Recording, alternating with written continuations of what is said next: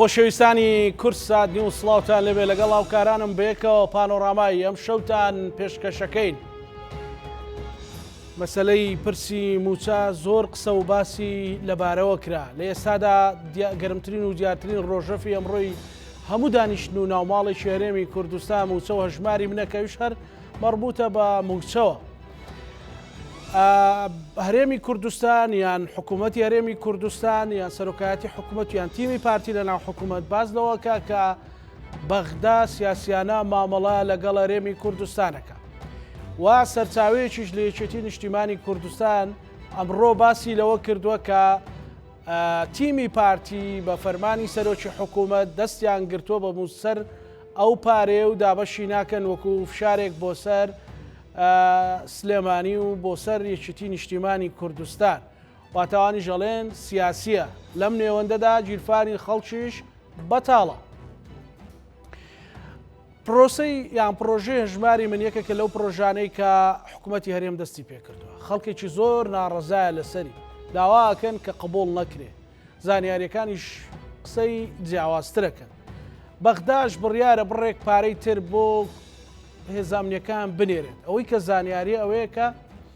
ڕێکەوتنێکی سەرەتایی کراوە و لە دوێنێشەوە دەست بە پرۆسەیەک کراوە، پرۆسەیەکی ئیداری بۆ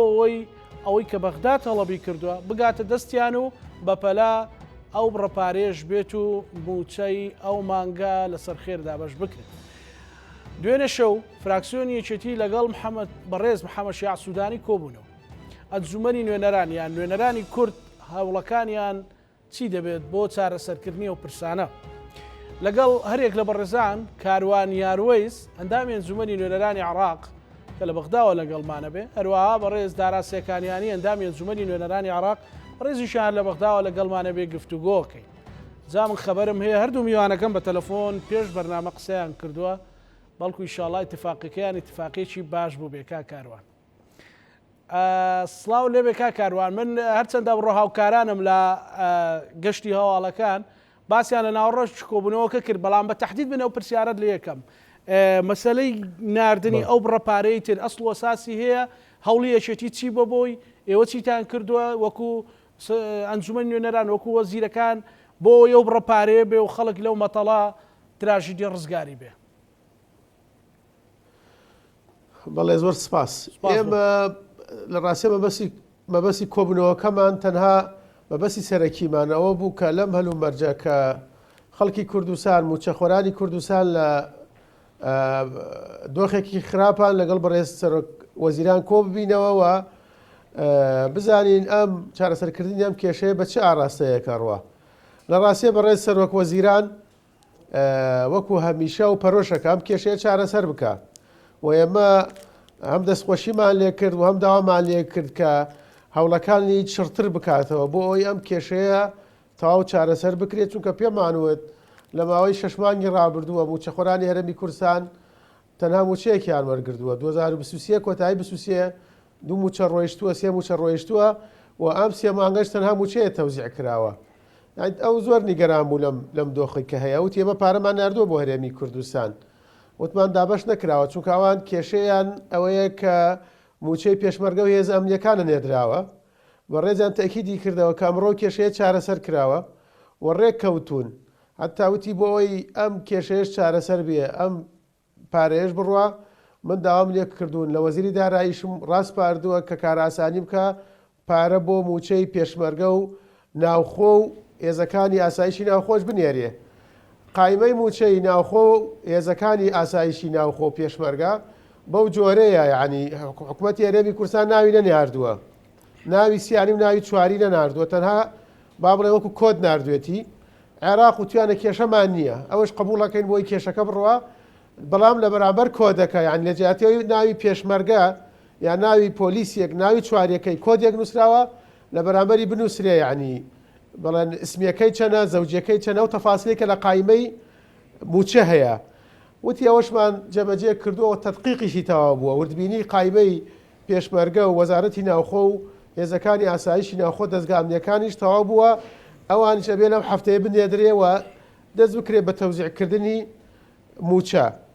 سەبارەت بە پرۆسەی تەوتین بەڵێ ئەمڕۆ یعنی هەنێ لە هەندێک کەناڵەوە هەندێک زانیاری بتەزاربمان بیستێکی بەتەناقزمان بیست کە بە حساب حکوومەتی عێراق وەزارەتی دارایی عێراق حکوومەتی اتحادی عێراق کێشەی نییە ئەگەر هەژماری منیش یعنی ئەگەر بانکە ئەهلیەکان ئەو بانکە ئەهلیانەی کە لە لایەن بانکی مرکزی عێراق وەزارەتی دارایی عێراقەوە ڕێگە پێدراون معتەرەفن مۆڵەتیانەیە لە هەرێمی کوردستان لقیانەیە بتوانن یعنی لە پرۆسەی تەوتین بەشدار بن. لە ڕاستیە قرارەکەی محکەمەی ئیتیحادی زۆر واضحە. محکەمەی ئیتیحادی لە بڕیارەکەی ئەڵێ تەوتینی موچە ئەبێ لە ڕێگەی بانکە فدراڵیەکانەوە بکرێ. ئێمە سێ بانکی فدراڵیمانێ TBI ڕافیدەی ڕەشید یعنی بێ لە ڕێگەی ئەم سێ بانکەوە بکرێ کە بانکی ڕسمی و ڕێگە پێدراوە معتەبەر لە دەوڵەتی عێراقیە. بەڵام ئەوەی کە باسە کرێ بە حساب وەزارەتی دارایی یاخود بانکی مرکزی مۆڵەتی بەهەر دانی بەهەر بانکێکی ئەهلیە نابێ فەرعی لە کوردستانە بێ بتوانن لە پرۆسەی تەوتین بەشداری بکەن ئەوە جارێ ئەسڵ وەساسی نییە. قرارەکەی محکەمەی اتحادی زۆر ڕوونا ئەبێ پرۆسەی بەڕاست و ڕاشکاوی بانکی بۆ موچەخۆران لە ڕێ بانکە فدراڵیەکانەوە بێ. بەڕاست و ڕاشکاوی ئێستا وەتا ئەو ساتە پرۆسەی یان پرۆژێ هەژماری من لە هەرێمی کوردستان لە فەرمانبەران لێرە و لەوێ نامەیەکیان بۆ چێ وەڵێ بەشداری بکە لە پرۆژەی هەژماری من. ئەمە نیگەرانی لای بەشێک لە فەرمانبەران دروست کردووە. ئێستا بەڕاست و ڕاشکاوی مەجالی هیچ سڵح و مساڵەحەیەکی تێدایە کە بەغدا بە پرۆژەی هەژماری من ڕازی ببێت؟ حکوومەتی ئیتیحادی و وەزارەتی مالەی ئیتیحادی ناتوانێت ڕازی ببێ بە ئەژماری من یاخۆت هەر بانکێکی تری ئەهلی ئللا بێ بگەڕێنەوە بۆ ڕێی دادگای ئیتیحادی. ئەبێ دادگای ئیتیحادی و بڕیارە بدات. دادگای ئیتیحادی بڕیارەکەی زۆر ڕوونە ئەڵێ پرۆسەی تەوتین لە ڕێگەی مەساڕفی ئیتیحادی وە ئەکرێ واتە سبەینی ئەگەر ئەژماری من لە هەرێمی کوردستان کاری پێکرا ئەتوانرێت لە دادگای ئیتیحادی تانەی لێ بدرێ بە پێی بڕیاری خودی دادگای ئیتیحادی کە پێشتر لەسەر موچە داوێتی لەسەر ئەساسی ئەوە ئەتوانرێت تاعنی لێ بدرێ و دادگای ئیتیحادی بەدڵنیایەوە ڕەتێکاتەوە. وەتا تا ئێستا بەداخەوە حکوومەتی هەرێمی کوردستان یعنی لە جیاتی ئەوەی هەنێ سازش بکە عێراق هاتوۆتە پێشەوە باش هاتوۆتە پێشەوە حکوومەتەکەی بەڕێز سوودانی باش هاتوۆتە پێشەوە حکوومەتی هەرێمیشانی هەنگاو هاتوۆتە پێشەوە نابێ مەسلەی هەژماری من بکەن بە گرێکوێرە بکەن بە گرێکوێرەیە کە ئەوەنە زیاتر خەڵکی کوردستان برسیتر بکە بەڵکو ئەبێ حکوومەتی هەرێمی کوردستان سازش لەسەرمانە بکە چونکە حکوومەتی اتحادیش سازشی لەزەر زۆر لە با بڵێن داخوازەکانی خۆی کرد لەسەر مەرجەکانی خۆی کرد بۆی پرۆسەکە بڕوە. کاکزانە بەڕێز سەرۆک وەزیران وتی ئێمە تووشی مفاجئە بووین ئێمەش تووشی سوپرایز بووین کە بڕیارەکەی دادگای ئیتیحادیمان بینیوە. بەڕێز سەرۆک وەزیران وتی من لە تەلەڤیزیۆنەوە سەیرم کردووە کە بەڕێز دادوەر سەرۆکی دادگای ئیتیحادی داوای ڕوونکردنەوە لە پارێزەری تیمی پارێزەرانی حکوومەتەکە وتی ئێمەش یعنی مفاجئ بووە بۆمان بۆیە ئێمە یعنی ڕێی محکەمەمان وەرگردووە کە تەمویل بەردەوام بێ 680 ملیارەکە بنێرین هەتا ئەو کاتەی تەوتین و ئەژماری بانکی تەواوەکەین. بەس ئەم چیرۆکە لەکوێ کۆتایی پێدەکا کاروانۆکە ئەوەی بزانن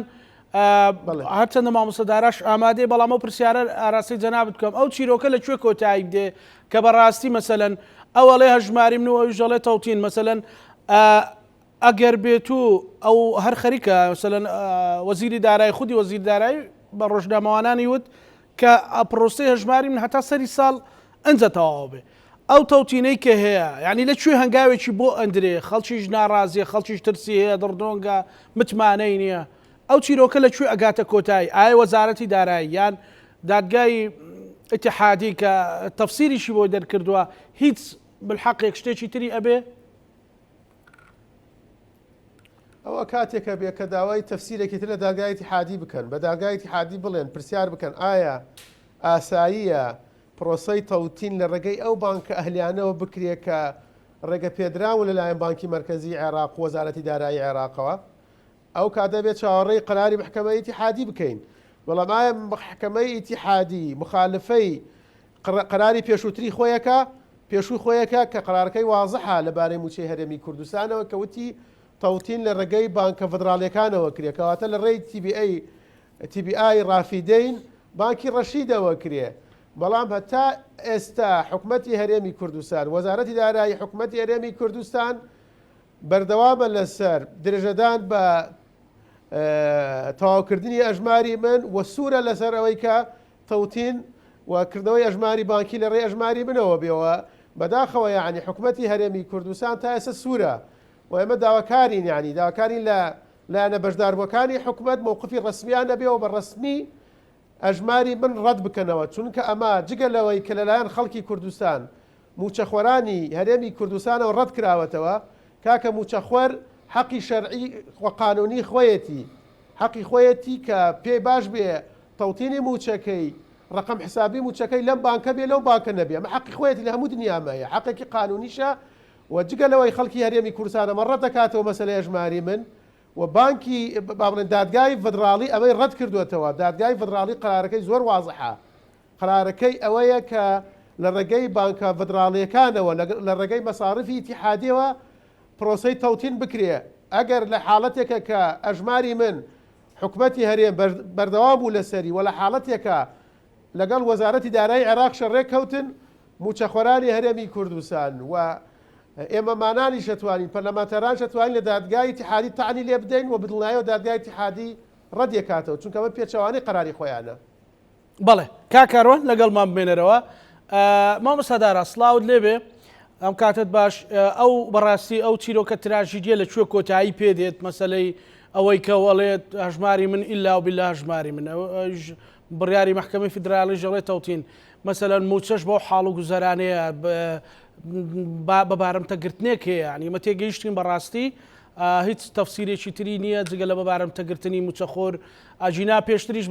بە سێ هەفتە و بە 4 هەفتە موچەی دابش کردووە تەقە لە دوو بەردیژ نهاتەوە و هەر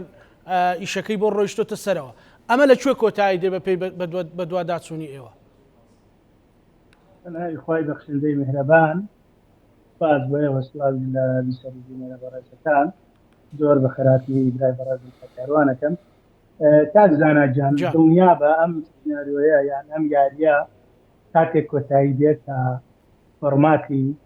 عەقڵیەتی کاربەدەستانی هەرێمی کوردستان بکرێتەوە کە من دڵنیا دەکەمەوە بەداخەوە ماوەی 30 ساڵە هاوڵاتیانی هەرێمی کوردستان یاریان پێکرێ و شکۆیان تێدەشکێنرێ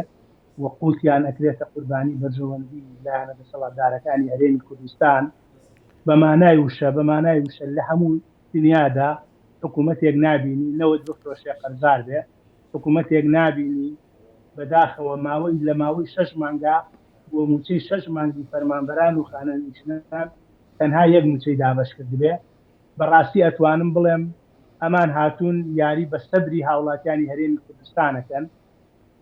جاران بە ناوی ئەوەی تۆ هەرێمی کوردستان جۆرە ئەزمونونەکە ساوایە و دوژمنمان زۆرە و نەیارمان زۆرە و قەواری هەرێمی کوردستانەکەوێتە مەترسیەوە من ئێستا پێتەڵێن دڵنیا دەکەمەوە ئەم گەورەترین مەترسی بۆ قەواری هەرێمی کوردستان ئەو عەقڵەتەیە کە ئەمڕۆ لە هەرێمی کوردستانە حکومڕانە ئەو عەقڵەتەیە کە دەسەڵاتدارە ئەو عەقڵەتەیە کە بەڕاستی حیساب بۆ هیچ پرۆتۆکۆڵێک حیساب بۆ هیچ پەیوەندیەکی سیاسی بۆ هیچ بڕیارێکی دادگای فیدراڵی بۆ پەیوەندیەکانی یعنی پێی وایە بە عەقڵێتێکی ساڵی 2003 و 2005ەوە مامەڵە لەگەڵ ساڵی 2024ەکە لەگەڵ حکوومەتی عێراقی فیدراڵە کە بەداخەوە پێم وایە گرفتە سەرەکیەکە ئەمەیە و ئەگەر حکوومەتی هەرێم و کاربەدەستەران و دەسەڵاتدارانی هەرێمی کوردستان لەسەر ئەم ڕێی خۆیان سوور بن من دڵنیا دەکەمەوە کە ئەم یاری کۆتایی نایە و هەرێمی کوردستان باجی قورسترەدا و هاوڵاتیەکانی ئەبنە سوتەمەنی حەزەکانی دەسەڵاتداران و حکوومەتدارانی هەرێمی کوردستان کە بەڕاستی ئێستا لە هەرێمی کوردستانە پارە هەیە بەس بوو بەڕێزی دابەرنەکردنی پارەچیە بە عالەمی ئاشکرا بەبەر چاوی دنیاوە لە مانگی درۆژە ڕەمەزانە کە هاوڵاتیان موچەخۆران 6 موچیاندا حکوومەتی هەرێمی کوردستانە حکوومەتی هەرێمی کوردستان هەر بە بێباکانە موچە دابەش ناکە یعنی ئەمە چ تەفسیرێکە لەگرێ غەیری ئەوەی کە بەداخەوە ئەوێ بەردەوام گەل و خاک و نیشتیمان و هاوڵاتیان و فەرمانبەر و خانەنشین بکاتە قوربانی حەز و ئارەزوی خۆی و لە پێناو دەسەڵاتی خۆیان هەموو وڵات بدا بە ئاوا یعنی من سرم لەمە ئەخە حەز و ئارەزوەکەت مەسەلەن چییە مامۆسایان یا حەز و ئارەزوە جگە لە حەز و ئارەزوێکی ئەچێتە چ گۆشەیەکەوە بەڕاستی با من ناوی نەنێمانی يعني ئێمە من ئەم پرسیاراتم ئەم ئەسا بەناوی ئەوەی کە ئەمان ئامادە نین داتا و زانیاری و ناوی هێزەکانی پێشمەرگە و هێزی تۆنەڵی وەزارەتی ناوخۆ ڕادستی حکوومەتی عراقی بکەن کاک زانام حکوومەتی عراقی ئێستا کێ بەرپرسە لە حکوومەتی عراقی سەرۆکی کۆمارەکەی کوردە بەڵێ جێگیری سەرۆکی پەرلەمانەکەی کوردە جێگیری ئەنجومەنی وەزیرانەکەی کوردە ئەو وەزارەتی کە ئەو قایمە و داتای بۆ ئەنێرێ بەناوی ئەوەی ناینێر و ئەمە خەتەرە بۆ ئەمری نیشتیمانی بۆ ئەمنی قەومی و نازانم داتا و زانیاری بەسیداری چۆن بەچێتە بەردەستی خەڵک جێگیری وەزیری داراییەکە سەر بە برادرانی پارتی دیموکراتی کوردستانە ئایا بۆ لە هەرێمی کوردستان ئامادە بە وەزیری دارایی کە گۆڕانە بۆ نایدەن بە وەزیرێکی حکوومەتی عێراقی کە کوردە و سەر بە برادرانی پارتیە جێگری وەزیرە یعنی من تێناگە من پێم وایە تەنها و تەنها بەداخەوە پێم وایە سوودیان دەبێ دەنگی خەڵک بینیوە لە ڕابردووە ئەم ئەزمونیان تاقی کردوانێ هاتن سیستەمی بڕینی موچیان هێنا هاتن سی پاشەکەوتیان داهێنا هاتن پلە بەرزکردنەوەیان وەستان کاعیناتیان وەستان یعنی نازانم بەڕاستی ئەبێ بگەڕێ بۆ قاموسی دنیا ناوێک بدۆزیەوە بۆ ئەم کارانی کە حکومەتی هەرێمی کوردستانی کا هێندە بێ باکە هێندە بێ فلانە هێندە بێ بەرنامەیە یعنی تەنانەت دڵسۆز نییە بۆ هاوڵاتیەکانی خۆی ئێمە ماوەی لەمە و پێش لە خزمەت کۆمەڵە پەرلەمانتاری ئەنجومەی نوێنەرانە سەردانی خانەنشینانی سلێمانیمان کرد یعنی ئەمجی لە مەردەی کە ڕۆژێک تەمەنی خۆی بەخشیەوە بە حکوومەت و بە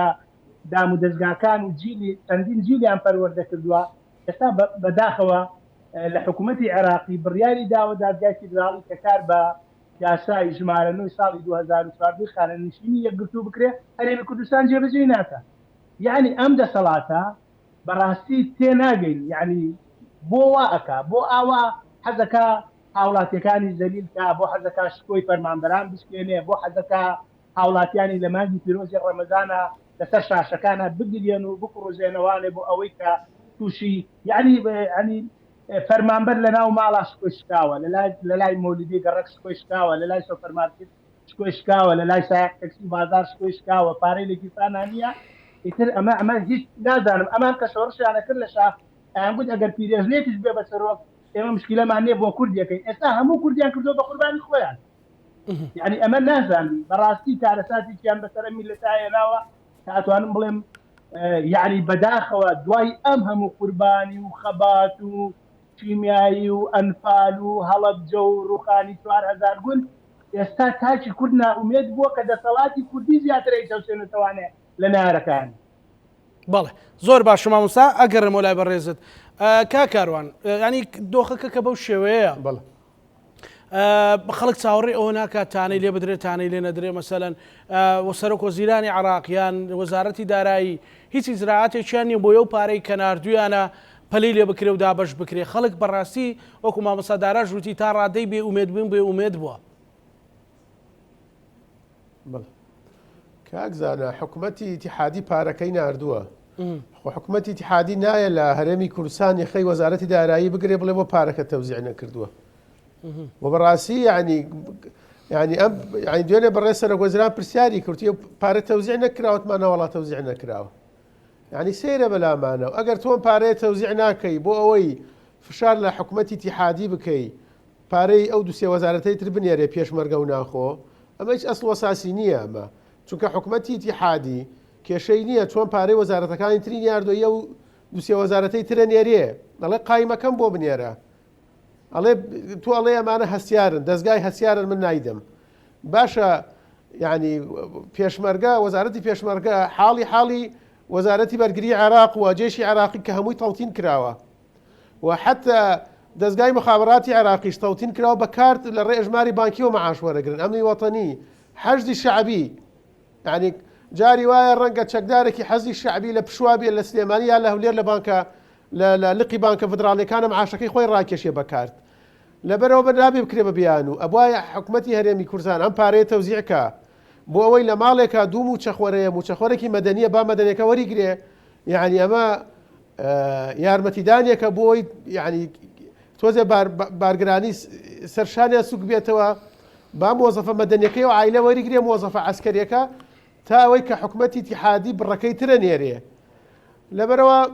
حکومەتی اتحادی باشە کا کاروان خەڵکیان وا تێگەیاندووە کا کاروان خەڵکیان وا تێگەیاندووە حکوومەتی هەرێم سەرۆکی ئەنجومەنی وەزیران خەڵکی وا تێگەیاندووە کە بۆیە موچیان دابەش نەکردووە بۆی ببێتە فشارێک لەسەر حکوومەتی بەغدا تا و ڕەپارەی تریش بنێرن بۆی وەک وەزیری دارایی ئەڵێ بۆی ئەو شەڕ و بۆمبە تەوقیتە نەکەوێتە نێوان فەرمانبەران ئەو تا تۆ ئەڵی شێو ڕابردوو سەرۆکی وەزیرانی عێراق پێوتوین بۆ بەڕاستی پارەکە دابەش نەکراوە هەر ئەسڵەن نەیانزانیوە لێرە خەڵک سکی هەڵەکوشێ ئەو کابرای سەرۆک وەزیرا هەر نەیزانیوە کە بچە دابەش نەکراوە یعنی کەواتە ئەوە نەک فشار نییە ئەوان هەر باشیان پێی نییە زانە حکوومەتی اتحادی باکی پێ هەیە و بەڕێز سەرۆک وەزیران زۆر پەرۆشەم کێشەیە چارەسەرکە بەڵێ و بەڕاستی ینی ئەمە ئەوە دووجار لە نزیکەوەی بینین و ینی ڕۆژانش متابعەکەین حکوومەتی اتحادی و بەڕێز سوودانی بەستم ئەوەیە ینی نەبوو بە فشار لە سەریان ئەمە ئەم دابەش نەکردنە نەبوو بە فشار ناوەڕاستی بەڵێ لە ناوەڕاستی 2014ەوە موچەی هەرێمی کوردستان لە بەغاوە بڕا 14 ساڵ زیاترە چەند کابینەیەک هات و ڕۆیش چەند خولێکی پەرلەمانات و ڕۆیش هیچی وەکەم کابینەی بەڕێز سوودانی هەنگاوی فعلی و عملی نەناوە بۆ ئەم کێشەیە چارەسەر بکە بەڵام بەداخەوە ینی حکوومەتی هەرێم ئەگەر پێی وابێ بە فشار لەسەر حکوومەتی اتحادی دروستەکە معاش تەوزیع ناکە وەڵام فشاری لەسەر خەڵکەکەی خۆی دروست کردووە فشاری گەورەی لەسەر خەڵکی کوردستان دروست کردووە بەم مانگی ڕەمەزانە خەڵکی کوردستان ئەوەی ترە برسی کراوە لەبەرەوە هیچ مبەڕێک بۆ حکوومەتی هەرێمی کوردستان نییە ئەوە حکوومەتی هەرێمی کوردستان نەکەم پارە تەوزیعکە نەک 3 مانگە داهاتی ناوخۆیی کۆکاتەوە و نەوتە فرۆشی و پارەی بەرزەکان کۆکاتەوە و ئەوە سواڵی بکردای بۆ معاشی خەڵک بدا یعنی تۆ معقولە عێراق 160 معاشەکەی زیاتری ناردووە و تۆ 3 مانگە نەوتە فرۆشی و 3 مانگە داهاتی ناوخۆیی کۆکەیتەوە 3 مانگە داهاتی مەرزەکان و زەریبە و ئەم هەموو سەرچاوە جۆرا جۆرەی داهات کۆکەیتەوە ناتوانین تەکمیلەی مانگی معاشی پێ بکەیت چی وەڵام من فشار لەسەر حکوومەتی اتحادی ئەەکەم لە ڕاستی ئەمانە کاک زانە نەک حکوومەتێک لەگەڵ گەلەکەی خۆیان نایکا حکوومەتێکی داگیرکەر یعنی گریمان ئێستا هەرێمی کوردستان داگیر وەکو جاران داگیرکرابێ حکوومەتی داگیرکەریشەوە لەگەڵ با بڵێن خەڵکی کوردستانە نایکا لەبەرەوە ئەم مبەڕانە مبەڕی زۆر زەعیفن و حکوومەتی هەرێمی کوردستان نابێ لەو ڕوانگەیەوە سەیری مەسلەی چارەسەرکردنی موچە بکاکە وەڵام مادام موچە حکوومەتی اتحادی ئەیدا با ئێمە لە ڕێی ئەژماری منەوە بکرێ لە ڕێی بۆ ئەوەی حکوومەتی هەرێمی کوردستان و هەندێک لە برادران شتێکیان لە ئەژماری من دەست بکەوێ چونکە لە ڕاستی قازانجەکەی بەس ئەوەیە لەبەرەوە مادام پرۆسەکە پرۆسەی تەوتینەوە محکەمەی اتحادی قەراری داوە لە ڕێی بانکە فدراڵیەکانەوە بکرێ و بۆ خەڵکی کوردستان و بۆ زەمانەتی موچەی خەڵکی کوردستان وا باشترە بانکە فدراڵیەکانی عێراق بانکە ڕسمیەکان کە 3 بانک ناوەکانم برد لە ڕێی ئەو 3 بانکەوە پرۆسەی تەوتین وەکردنەوەی ئەژماری بانکی ئەنجام بدرێ. باشە مامۆستادارە ئێوە بڕیارەکەی محکەمەی فدراڵیتان بینیوە و بەڕێز مامۆستا سەلاحەدین بەهادین باسی لەوە کرد کە ئەوە لەگەڵ جێبەجێکردنی بڕیارەکەی محکەمەی فدراڵین ئێستا بەسەلەی هەژماری من پرۆسەیەکە کە ئەسەپێندرێ بەسەر موچەخۆر و فەرمانبەری هەرێمی کوردستانە و فەرمانبەر و موچەخۆریش ڕەتیەکاتەوە ئەمە یەکان گیرە لەگەڵ بڕیارەکەی محکەمەی فدراڵی ئێمە ئەتوانین بڵێن یەکێک لە دەستکەوتەکان بۆ خەڵکی کوردستان بڕیارەکەی دادگای فدراڵیە هەمومان نەزانین حکوومەتی هەرێمی کوردستان 10 ساڵ زیاترە دەستەوستانە بەرامبەر دابینکردنی موچەی فەرمانبەران و خانەنشینان هەر ساڵی بە بیانوێتەوە بە جۆرێکەوە مانگەکانی کەم کردوێتەوانێ و دامەزراندنی نەهێشتووە لەبەرزکردنەوەی نەهێشتووە ئیتر زوڵمێکی زۆر وەستەمێکی زۆر لە سەرجەم فەرمانبەران و خانەنشینانی هەرێمی کوردستان کراوە بڕیارەکەی دەتوانین دەستکەوتێکە بۆ خەڵکی کوردستان بەگشتی و بۆ فەرمانبەرانیش بە تایبەتی دوای ئەوەی کە هەردوو حکوومەتی عێراق و حکوومەتی هەرێمی کوردستانی پابەند کرد بەوەی کە هەبێت پێویستە لە کاتی خۆیان مانگانە موچەی فەرمانبەرانی هەرێمی کوردستان بدەن ئەتوانین بڵێن ئەمە دەستکەوتێکی گەورەیە بۆ خەڵکی کوردستان بەڵام بەداخەوە حکوومەتی هەرێمی کوردستان وەکو پێویست مامەڵەی لەگەڵ بڕیارەکەی دادگای فدراڵیان نەکرد حکوومەتی عێراقی فدرال وەزیری دارایی هاتە ئەنجومەنی نوێنەران لەوێ ئێمە پابەندین بە بڕیارەکەی دادگای فدرالەوە و هەنگاو ئەنین بۆ ئەوەی جێبەجێ بکەین ئێمە هاوکاری باشی ئەوەمان کردووە داوا لە ئێوە سەتین هاوکار و جوانمان بن تا بتوانین بە هەمومان ئەم کێشەیە چارەسەر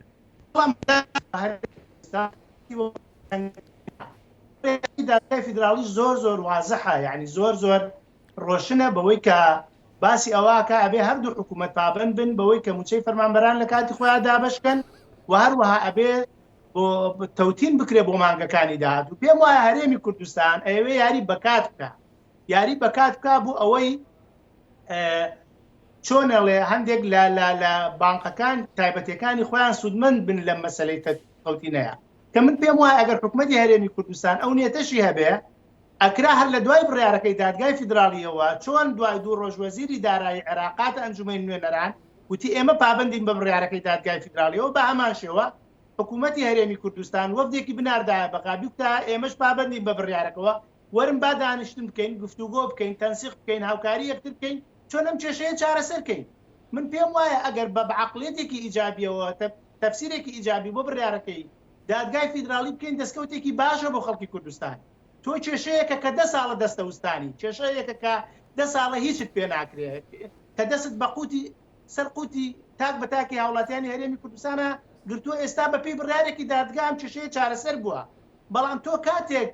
لەبەر هەندێ بەرژەوەندی تەسکی خۆت یان لەبەر هەندێ بەرژەوەندی تایبەتی خۆت ئیتر کۆمپانیایەکە شخصێکی دیاریکراوە سیستەمێکی کارتی خۆتە گەلێگەکەی بە قوربانی پێم وایە ئەمە گرفتێکی گەورەیە و من دڵنیاش بن لەوەی کە ئەگەر حکوومەتی هەرێمی کوردستان ناتە پێشەوە پابندی جێبەجێکردنی بڕارەکەی دادگای فیدراڵی لەبێ هەمومان ئەزانین بڕیاری دادگای فیدراڵی ئەبێ پابندبی پێوەی و جێبەجێی بکەین. باس لەوە کرێ وەفدێکی هەژماری من ئەوانەی کە سەرۆکاریان لەگەڵ ئەو بابەتەیە سەردانی بەغدایان کردووە ئەوانە بێ لەگەڵ چێدا بنیشن وەزارەتی دارایی ئایا کە سەلاحەتی ئەوەی هەیە کە لەگەڵیان کۆب بێتەوە و دانووسانیان لەگەڵ بکیان سڵحیان لەگەڵ بکە لەسەر مەسەلەی تەوتین و هەژماری من. گرفتەکە لەوەدایە کاکزانە لە ڕابردووشدا بۆ کێشەکانی تری ڕابردوو دائیمەن وەفد هاتووە لە هەرێمی کوردستانەوە بۆ عێراق دانیشتنی کردووە بەڵام بەداخەوە ئەم وەفدانە قسەی یەکلاکەرەوەیان لا نییە. یعنی گرفتەکە لە پێم وایە لێرەدایە جارێ حکوومەتی هەرێمی کوردستان تا ئەم ساتەی من و تۆ قسەیتی ئاکەین کە ئەوە مانگێک و 4 ڕۆژە بڕیاری دادگای فیدراڵی دەرچووە حکوومەتی هەرێمی کوردستان هەڵوێستێکی ڕۆشنی نییە ئایا لەگەڵ بڕیارەکە ئایا پابندە بە بڕیارەکەەوە ئەو دژایەتی بڕیارەکەکە لە کاتێکە نابێت دژایەتی بکەی ئەبێ بێ لیژنەیەک بنێری گفتوگۆ بکات تەنسیق و هاوکاری لەگەڵ حکوومەتی ناوەندیا بکە حکوومەتی فیدراڵیا بۆی ئەم کێشەیە چارەسەر بێت. لەبەر ئەوە پێم وایە هەرێمی کوردستان یاری بەکاتەکە کە ئەمە گرفتێکی گەورەیە و لەسەر حیسابی قوتی خەڵک ئەمە گرفتەکەەوە. ئێستا هەرێمی کوردستان لە ماوەی 6 مانگە مانگی 10 و 11 و 12 ساڵی 2023 1 و 2 3 2024 تەنها موچەی مانگی یەکی داوە. باشە تۆ هەرێمی کوردستان دوێنێ بەڕێز وەزیری دارایی خۆیە فەرمێ ئەڵێ ئێمە مانگانە 350 میلیارد داهاتمانەیە 5 350 میلیاری چەنەکە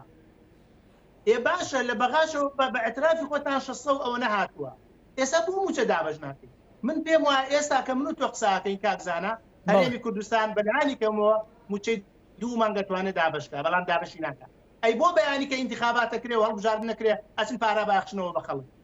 یعنی ئەمە بەڕاستی پێم وایە تەنها و تەنها حکوومەتی هەرێمی کوردستان بەداخەوە زوڵمێکی زۆرە کاستەمێکی زۆرەکە و پێویستە هاوڵاتیانی هەرێمی کوردستان بەڕاستی وشیار بن و هەمویان بە یەک دەنگ ئەمە ڕەتکەنەوانە. پێت وایە قسەیەکی تر هەیە مامۆسەدارە هەندێک لە جوان هەیە فەرمی نافەرمیە مەسەلەن زیاتر نافەرمین قسەیەک بڵاوکەنەوە کە على ئاساس محکەمەی فیدراڵی سقوتی پێکرێ و ڕێکەوتنێک کراوە لە نێوان سەر مەسەلەن بەرپرسێکی پارتی و یان سەرۆکی پارتی و نووری مالیکی لەگەڵ ئەوانەیە مەسەلە محکەمەی فیدراڵی و بڕیارەکانی هەڵەوەشێتەوە هیچ شتێ لەو بارەیەوە لە عێراق لە ئارادایان لە بەغدا ئەگزانەجیان تەبی هێرشێکە بوو بۆ سەر بڕیارەکانی دادگای فیدراڵی بۆ سەر خودی دادگای فیدراڵی. ئێستا ئەوە دادگای فیدراڵی ئەڵێ من ئیجراعاتەکەم لەسەر ئەو کەسانەیە ئەو لایەنانەی کە سوکایەتی بە بڕیارەکانی دادگای فیدراڵیەکەن هاوشێوەی ئەوە بەداخەوە منم ڕۆژتێکی ترم بەرچاوکەوە ئەلا ئاساس لە هەرێمی کوردستانی ژەڵێ هەر کەسێک سوکایەتی بە هەژماری من کار ڕوبەڕووی لێپێچینەوە یاسایی دەبێتەوە. ئەمە سیاسەتی بانەکەوتووە وایە منجابێنیوەی کورد بخەنە سزنەوە مامۆستا ئەمە خەونە تۆ پێت وابێ بڵێ وڵات دادگای فیدراڵی هیچ وڵاتێک لەسەر ئەم زەویە ناتوانێت پشتیوانی لەم هەڵوێستەی حکوومەتی هەرێمی کوردستان بکە بڵێ بڕیارەکەی دادگای فیدراڵی نایاساییە بۆ چونکە بڕیارێکە وەکو وتم ئەم بەرزترین دەستگای قەزاییە لە عێراقا و ئەبێ بڕیارەکانی پابەند بێ پێوەی ئەوەتمان لەبیر بێ هەر لەم دوو سێ ڕۆژەی ڕابردووە زۆربەی لایەنەکان و بەرپرسە عێراقەکان و ئەوانەی کە بڕیاریان بەدەستەوە لە جێگەی هەستاران لەناو دەوڵەتی عێراقا پشتیوانی خۆیان بۆ بڕیارەکانی دادگای فیدراڵی و پشتیوانی سەرسەختی خۆیان بۆ دادگای فیدراڵی دەربڕی یعنی ئەگەر کورد بەتەمای ئەمە بێ ئەمە لە خەون و خەیاڵێکە ئەژی کە هیچی نییە و کە لەو سەرەکەی جارێکی تر هەرێمی کوردستان تووشی گرفتێکی ترەکە بەڕاست بەڵێ مامۆستا لەگەڵ مامێرەوە کاروان یعنی بەڕاستی جێبەجێنەکردنی بڕیارەکانی دادگای فیدراڵی یان جێبەجێکردنیان بازارە پرسیاری ئەو بکەم ئەگەر بۆن منەوە ئەو تەڵچینەی کە باسەکرێت مەسەلەن ئەمنی قەومیمانە خاتە خەتەرەوە ئایا مەسەلەن وڵا قەوارەی هەرێمی کوردستان شکالیاتی بۆ دروستە بێت لە ڕووی قانونی و سەروەری یاساوە ئایا مەسەلەن هەرێمی کوردستان زەعیفە بێ هەندێک گەڵێن کە بڕیارەکانی دادگای فیدراڵی لەبارەی موچەوە نادەستورین جوابی تۆ وەڵامی تۆ بۆ ئەوانە چییە؟ کاکزانە لە ڕاستیە ئەم مامەڵەکردنە لەگەڵ دادگای ئیتیحادی کە مامەڵەی با بڵێن شیعارات و بەیاننامە و نەدانی با بڵێن ڕای گشتیە کە دادگای ئیتیحادی ئەوێ هەرێمی کوردستان بچوو کاتەوە یاخود دادگایەکی نادەستوریە ئەمانە نامان بن بەرەو چارەسەرکردنی کێشەکە وەنە بەرەو چارەسەرکردنی کێشەکەمان بن وانە گیرفانی خەڵکی کوردستانیش گەرمەکاتەوە. یەکەم دادگای ئیتیحادی دادگایەکی دەستوریە ئەگەر ئەم دادگایە دەستوری نییە بێ زەحمەت بۆ کە ئەم دادگایە دانرا کە دانرا ئەم دادگایە تۆ شەڕ دەکرد یەک نوێنەرت نەبێ دوو نوێنەرت هەبێ دوو نوێنەر دوو ئەندام بەر کورد کەوت بوو تۆ شەڕ دەکرد ئەم دوو ئەندامەی کورد بۆ تۆ بێ یەکێک نەبێ ئەبێ دوو ئەندامت هەبێ لەو دادگایە ئەگەر ئەم دادگایە نادەستوریە بۆ لە مەسەلەی هەڵبژاردننی سەرەوە کۆمارە لەکردنەوەی دووبارەکردنەوەی بابی با بڵێن تەرشیح بۆ سەرەوە کۆمار ئەچی لەم دادگایە سکاڵات وەمارەکەی لەبەرەوە ئەگەر هەوڵێک هەیە لە حکوومەتی ئیتیحادی و بۆی قەوارەی هەرێمی کوردستان زەعیف بکە بێ زەحمەت جێگری سەرۆک وەزیرانی تۆیە و سێ چوار وەزارەتی گرنگی تۆیە و لە جومگە هەرە هەسیارەکانی ئەم حکوومەتە تۆ پێگەت هەیە بۆ لەم حکوومەتە بەشداری لەبەرەوە ئەم قسانە لە ڕاستیە قسەی واقعی و منطقی نین بەرخودکردنی واقعی منطقی لەگەڵ دۆخەکە ئەوەیە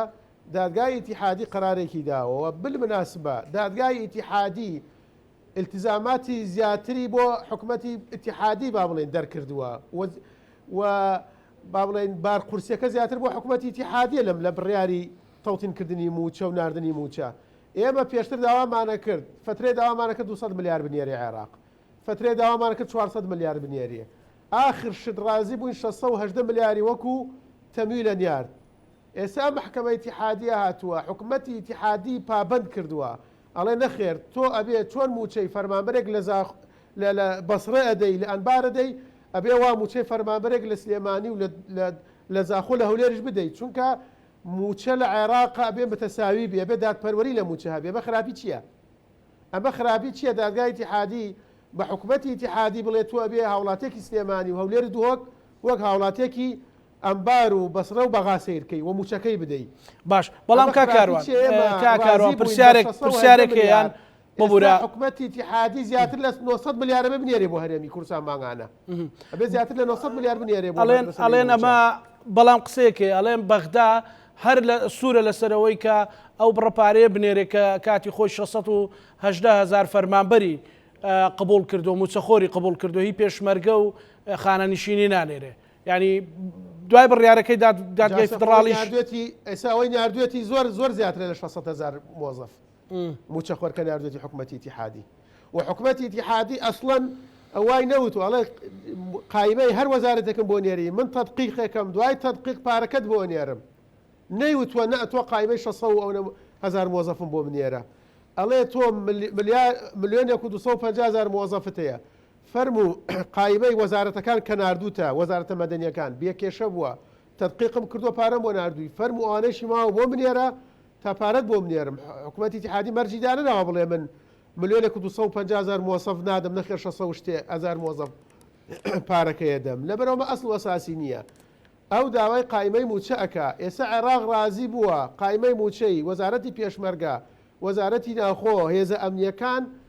بەو قایمەی کە ڕێکەوتون لەسەری دوێنێ بنێرن بە کۆدی وەهمێ نێرێ یعنی نەجاتی ناوی چواری پێشمەرگەکە بێ کۆدێک نووسراوە بە کۆدەکە ئەینێرێ بەوەشە ڕازی بۆ حکوومەتی اتحادی کە پارەکە بنێرێ لەبەرەوە ئەمە زانە ئەم بڕووبیانوانەی حکوومەتی هەرێم مەسلەی بندیوار لە پێزی پێشمەرگە چارەسەر ناکە بندیوارێکی زۆر لە هێزی پێشمەرگەیە هێزی نانیزامی هەیە و لە گەندەڵێکی زۆر لە قایمەی موچە هەیە ئەم بڕووبیانوانە چارەسەری ناکە کاکە گریمان ئێمە لە هەرێمی کوردستان 100,000 مۆزەفی با بڵێ موچەخۆری وەهمیمانەیە بندیوار بۆ ملیۆنێک زیاتر مۆزەفی هەرێمی کوردستان خەڵکی هەرێمی کوردستان هەموویەکەی بە قوربانی ئەو ژمارەکەمە کە هەموو هێزە سیاسەکان دەستیان لەو پۆخڵەوات و بندیواریە هەیە کە بەشی زۆری ڕەنگ ئەوانە کردبێتیان کە جومگە هەسیارەکانی حکوومەتیان بەدەسە لەبەرەوە ئێمە قراری محکەمەی ئیتیحادی قرارەکە ڕوونە و بەشێکی زۆری ئەم قرارە هەنگاوەکانی حکوومەتی ئیتیحادی و حکوومەتی هەرێمیش جێبەجێ کردووە ماوەتەوە سەر مەسلەی هەژماری من ماوەتەوە سەر لیستی موچەی وەزارەتی پێشمەرگە وەزارەتی ناوخۆ دەستگا ئەمنیەکان ئەبێ ئەم دوو گرێکێرەیە بکرێتەوە گرێکێرەی وەزارەتە عسکەری و ئەمنیەکان دوێنێ کراوەتەوە بە شێوەی موقت هەلکراوە قایمەی موچە ماوەتەوە سەر ئەژماری من کە ئەمە گرێکێرەیەکی دروست کردووە لەمپەرێکی دروست کردووە لەسەر لە بەردەم پرۆسەی تەوتین کە ئەبوو وەفدی حکوومەتی هەرێمی کوردستان وەزارەتی دارایی بێنە بەغا لەگەڵ وەزارەتی دارایی حکوومەتی اتحادی گفتوگۆ بکەن کە چۆن ئەم کێشانە چارەسەر بکەن نەک لە دانشن و بە بەیاننامە ڕۆژانە بە بەیاننامەی وتەبێژی حکوومەتی هەرێم جوابی حکوومەتی عراقی بدەن و بیانەیە بە بەیاننامە و بە تەعبێی ئەلامی و بە حملەی ئەلامی ئەم دۆخە چارەسەر بکەن ئەمە وا چارەسەر نابێ کاکزانە ئەبێ بێنە بەغا چونکە ڕۆژانە مداولە هەیە لە بین سەرۆکی حکوومەتی اتحادی لە بین وەزیری دارایی لەگەڵ محکەمەی ئیتیحادیە لەگەڵ بانکی مرکزی ڕۆژانە مداولەیانەیە ڕاوێژیانەیە کە چۆن ئەم بڕیارەی دادگای اتحادی جێبەجێ بکەن باشە حکوومەت هەرێم بۆ نایەتە بەغا ئەویش مداولە بکە لەگەڵ یانە مداولە هەیە لەگەڵ لیژنەی دارایی پەرلەمان ڕۆژانە بۆ ئەوی ئەم کێشەیە چارەسەر بکرێ ئەو ئاواتەی کە هەیە ئەو هیوای کە هەیە کە کا کاروان ئەو ئەڵێن ئەو بانقی ئارتی بانق و ئەوانە مەسەلەن ئەڵێ ئەو هەژماری منە موافقەی بانقی ناوەندی عراقی هەیە موافقەی محەممەد شیع سوودانی هەیە ئەوان ئاگادارن ئەوان زانیاریان لەسەری هەیە ئەمە هیچ بێ بە مبەڕیریانە بێ بە سڵح بۆیان بۆ ئەو پرۆسی حکوومەت کە بیەوێ بیخاتە شوێنی تەوتینەکە ناخۆی کە زانە مادام قرارەکە قراری محکەمەی ئیتیحادیە حکوومەتی ئیتیحادیش حکوومەتەکەی بەڕێ سوودانی وەزیری دارایی بانکی مرکزی ڕۆژانە لە هەر ئیجرعاتێکەکەن بۆ جێبەجێکردنی قراری محکەمە بۆ ناردنی موچەی هەرێمی کوردستان بۆ تەوتین ڕۆژانە ڕاوێژ لەگەڵ محکەمەی ئیتیحادیەکەن و ئەمە بەبێ قراری محکەمەی ئیتیحادی ناکرێت چونکە قرارەکەی محکەمەی ئیتیحادی زۆر ڕوونە کە ئەڵێ لە ڕێی بانکە فدراڵیەکانەوە بانکە فدراڵەکان بریتە لە TBI بانکی ڕافیدەی بانکی ڕەشید ئەڵێ لە ڕێگەی ئەم سێ بانکەوە تعریفی بانکی فدراڵی ئەمانە ئەگرێتەوە نەیوتوە بانکی ئەهلی و نەیوتو ئەو بانکە ئەهلیانەی کە لە ڕێگەی بانکی مرکزی و یاخود وەزارەتی دارایی عێراقەوە معتەرەفن یا مۆڵەتیان پێدراوە لەبەرەوە هەر تەفسیرێکی تر و هەر قرارێکی تر ئێمە بێ بگەڕێنەوە محکەمەی ئیتیحادی ئەبێ پرسیار لە محکەمەی ئیتیحادی بکرێ ئایا محکەمەی ئیتیحادی ڕازیە تەفسیرەکەی چۆنە ئەتوانرێت لە ڕێی ئەو بانکە ئەهلیانەوە تەوتین بکرێ ژمار بکرێتەوە کە لە ڕێگەی وەزارەتی دارایی عێراق بانکی مرکزی عێراقەوە مۆڵە دراون کاروان وەزیری دارایی وتی کە ئەو تەوتینە تەنها ئەتوانی موچەکەی ئەو کارتە توانی موچەکەی پێوەرگریت هیچ شتێکی تر نیە هیچ خزمەت گوزاریەکی تری نیە لە بەرامبەردا 19 خزمەت گوزاری لە هەژماری من هەیە ینی ئەگەر بێت و فەرمانبەرانی هەرێمی کوردستان ئەو تەوتینە بکەن ئەتوانن مەسەڵەن قەرز وەربگرن ئەو قەرزانەی کە لە بانقی فدراڵیەکانی حکوومەتی عراقی هەیە بەدڵایەوە کاک زانە ئێمە نازانم ئەو 19 خزمەت گوزاریە چییە کە بەڕێز وەزیری دارایی باسێکە لە ژماری منە هەیە بەڵام من ئەزانم کە خزمەت گوزاریەکانی بانکە فدراڵیەکان چییە لەبەرەوە تۆ کە ئێمە پێشتر مەسەلەن داوامانە کرد بۆ سلفەی عقار بۆ نمونە شمولی مۆزەفین هەرێمی کوردستان بکە بیانەکان هەموو حکوومەتی اتحادی ئەڵێ من بۆ نمونە عقار سفەی عقار دەم بە فەرمانبەرێکی هەرێمی کوردستان ئەژماری نییە حسابی نیە لە بانکێکی اتحادیە چۆن دوای پارکە بگێڕمەوە چۆن وەری بگرمەوە خۆناچێت لە ماڵی وەربگرێتەوە بۆ نمونە هەنێ تەخفیزات کراوە لە ڕێی بانکە فدراڵیەکانەوە بۆ نمونە خانە نشینێک توشببوویەکی نەخۆشی سەرەتان کە سوکارێکی شەهید کە موچەی هەیە بۆ نمونە تەخفیزاتی بۆ کراوە گەر سەفەرکە 125 بۆ نمونە تکتی تارەی بۆ داشکێنرێ ویسمانە مەشغولی هەرێمی کوردستان کە جوابی ئەنجومەنی وەزیران ئەوەی ئەڵێ داتای پێشتر داتای خانەنشانی هەرێمی کوردستانمان لا نییە هی کە سوکاری شەیدانمان لا نییە بەڵام بەیانێمە تەوتین بکرێ شوملێکە ڕقمی حسابیە بێ بە دڵنیاییەوە کە تەوتین تەواو بوو کە موچەخۆری هەرێمی کوردستان لە بانکە فدراڵەکان ئەژماریە بوو ئەتوانێ هەموو ئەو سلفانەی کە لە عێراق درێ هەموو ئەو خزمەت گوزاریانەی کە لە بانکە فدراڵەکانەوە بۆ موچەخۆر لە عێراق درێ فەرمانبەرانی هەرێمی کوردستان دەتوان لێی سوودمەند بن. بەڵێ کاک دارە لە کۆتاییدا یعنی ئەگەر بڵین مەسەلەن خۆ ناکرێت تا هەتایە فەرمانبەران یان ئەم ساڵیش جەژنیش بە جەژنی قوربان و جەژنی قوربان بە هاوین و بەم دۆخە ببەنە سەر فشاری ئێوە چی دەبێت لە داهاتوودا بۆی بتواندرێ بەڕاستی کە مادام کاریگەری نییە لەسەر قواری هەرێمی کوردستان مادام کاریگەری نییە لەسەر دەستور مادام ماڵوێرانی بۆ خەڵک بە دواوە نییە لە باشە زیاتر ئەی ناکرێ فشارێک بکرێ دڵنیاییەوە قوارەی هەرێمی کوردستان بە پێی دەستوری ساڵی 2005 کە گەلانی عێراق دەنیان بۆ داوە قوارەیەکی دەستوریە بە دڵنیایی من پێم واشی رابطر لەلایەن بەرپرسانی هەرێمی کوردستانەوە کراون کە زیانی گەورەیان هەبوو بۆ قوارەی هەرێمی کوردستان ڕابردووە نەمەترسی گەورە بوون بۆستە قوارەی هەرێمی کوردستان تۆ لە بەهۆی ناکۆکیەوە لە ساڵ 50 هەرێمی کوردستان لەدەستداوە ئەمە قوارەی هەرێمی کوردستانی خستە مەترسیەوە پەرلەمان نەماوە ماوەکەی بەسەر ئەنجومەنی پارێزگاکان لە 9 ساڵ نتوانێت ڕۆژێک هەڵبژاردن ئەنجام بدەیت کۆمیسیۆن نەماوە ئەوەی فشار من پێم وایە پەرلەمانتارەکان یعنی زۆربەی زۆرمان هەمومان کۆکین و بەردەوامیش لەناو هۆڵی پەرلەمان لەسەر شاشەکانە بکۆکردنەوەی ئیمزاوە لەگەڵ لایەنە پەیوەندیدارەکان لەسەر خەتین کە ئێمە زوو ئەمانگوت با کێشەی بچەی فەرمانبەران لە لانەی سیاسی نێوان هەردوو لا جیا بکرێتەوانێ خۆشبەختانە ئێستا ئەمە بڕیارەکە دراوە بەڵام بەشێکی تریش بەڕاستی کاکزانە ئەبێ هاوڵاتیانی هەرێمی کوردستان هوشیار بن یعنی تاکەی ئەم زوڵ مستەمە قبوڵەکەن ئێمەش پرسیارەکە بەڕاستی تاکەی ماوەی 10 ساڵە یاری بە قوتیانەکرێ بە ژیانیانەکرێ بە شکۆیانەکرێ یعنی سوکایەتیان پێ ئەکرێ بێ ڕێزیان پێ ئەکرێ موچەیان پێ نادرێ تاعین ناکرێن پلە بەرزکردنەوە نییە یعنی ئەوەی ناوێنەی خزمەتگوزاری حکوومەت بۆ هاوڵاتیانی لە هەرێمی کوردستانە نییە یعنی کارەباتە ئێستا چەند کاتژمێر هەیە لە ماوەی 32 ساڵ ئەزموونی حکومڕانی لە هەرێمی کوردستانە یعنی ئەمە گرفتێکی گەورەیە کە پێم وایە بەڕاستی ئەبێ هاوڵاتیانی هەرێمی کوردستانیش بە جیاوازی بۆ چوونەکانیان و بیرروڕاکانیانە ئەمە مەسەلەیەکی مەسیریە مەسەلە مافێکی ئاسایی و یاسایی سەرجەم هاوڵاتیانە حەقا هەمووی کۆدەنگ بێ هەمووی یەکدەنگ بێ یعنی بەڕاستی بە تەسەوەری من کاتی ئەوەیە کە عسیانێکی مەدەنی لە کوردستانە ڕابگەیەندرێ تا ئەم حکوومەتە بەڕاستی بەهۆش خۆی دێتەوانێ ئەم حکوومەتە بە چۆ کاتێ بۆی خزمەتی هاوڵاتیانی خۆی بکا بەڕاستی. بەڵێ سوپاس بۆ بەڕێز داراسیەکانیانی ئەندامی ئەنجومەنی نوێنەرانی عێراق سوپاس بۆ بەڕێز کاروانی یاروەیز ئەندامی ئەنجومەنی نوێنەرانی عێراق کارجومیانی بەڕێزم لە بەغدای پایتەختی عێراقەوە لەگەڵ مام هەموو لایەکتان بەخوای گەورە سپێرین خواتانە.